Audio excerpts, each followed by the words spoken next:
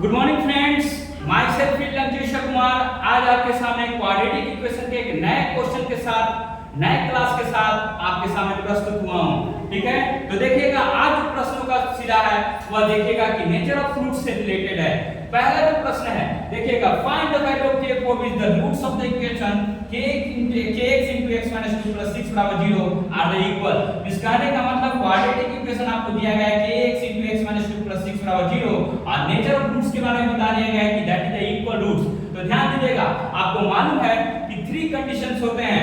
इस कहने का मतलब d greater than or equal to 0 and d less than 0 and d equal to 0। तो आपको मालूम है पहले के क्लासेस में आपको बताए गए हैं। तो यहाँ पर इक्वल रूट्स की जब चर्चा होगी इसका मतलब d बराबर 0। आप देख सकते हैं कि यहाँ पर जो है क्वाड्रेटिक इक्वेशन जो दिया गया है kx into x minus 2 plus 6 बराबर 0।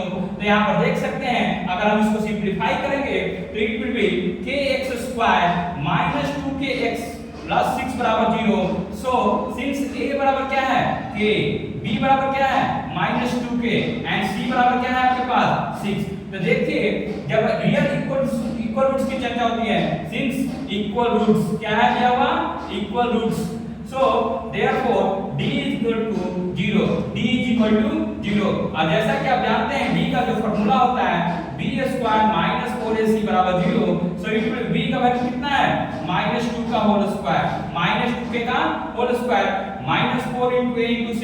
इस कहने का मतलब -4 into k into c बराबर 6 बराबर 0। So it will be 4k square minus 4 into 6 24k बराबर 0।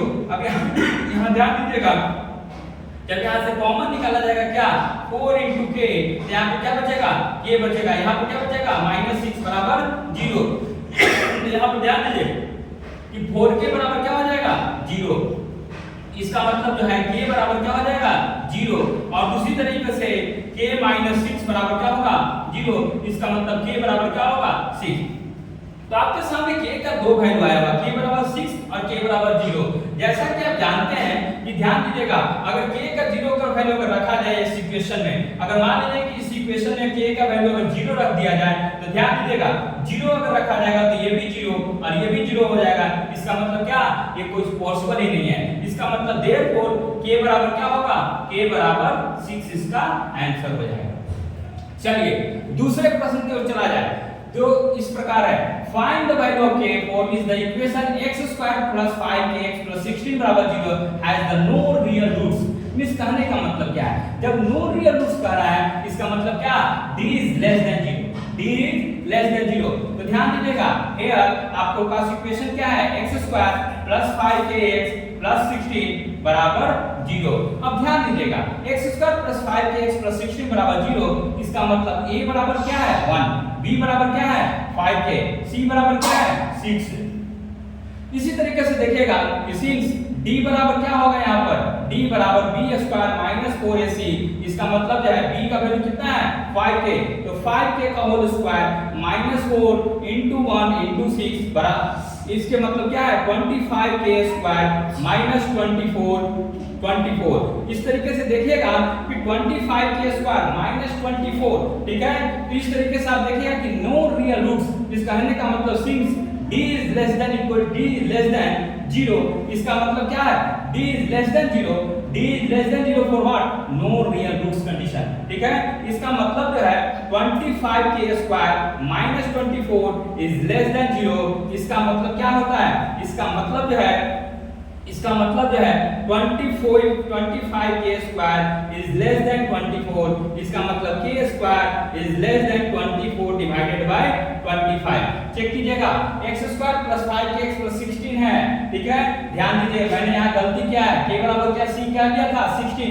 ठीक है, तो ध्यान दीजिएगा थोड़ा। ठीक है, 16 into 4 कितना होता है 64। ठीक है, तो ध्यान दीजिएगा ये 64 होगा। ठीक है 64, ठीक है 64।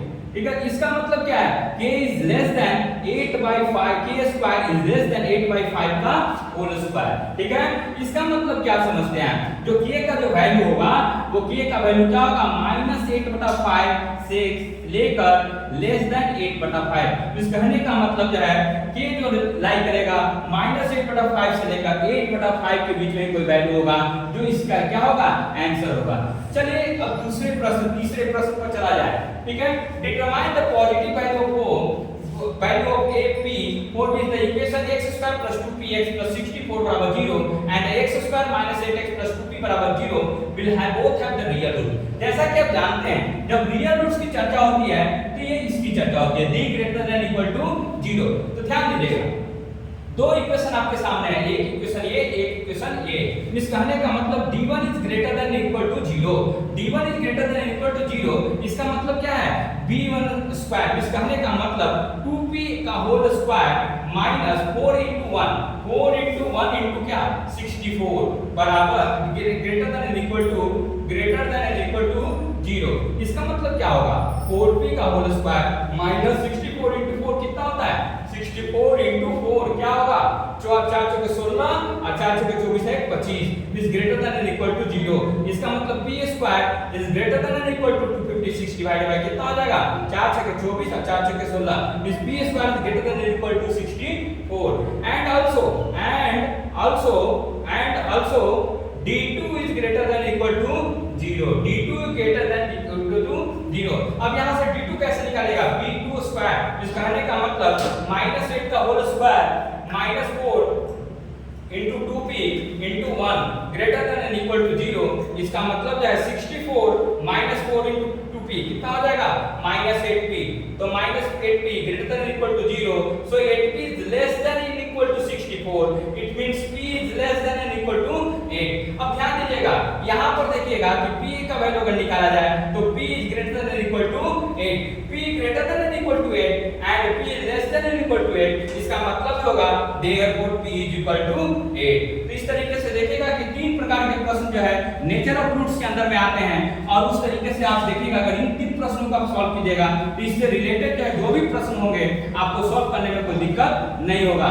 तो लगातार हमारे चैनल के साथ बने रहिए, लाइक सब्सक्राइब शेयर कर दिया कीजिए, ताकि जो है आपके लिए ये मेहनत हो रही है तो आप लोग हमारे साथ जो है ये चैनल को जो है ग्रो कराने में आप भी मदद कर सकते हैं।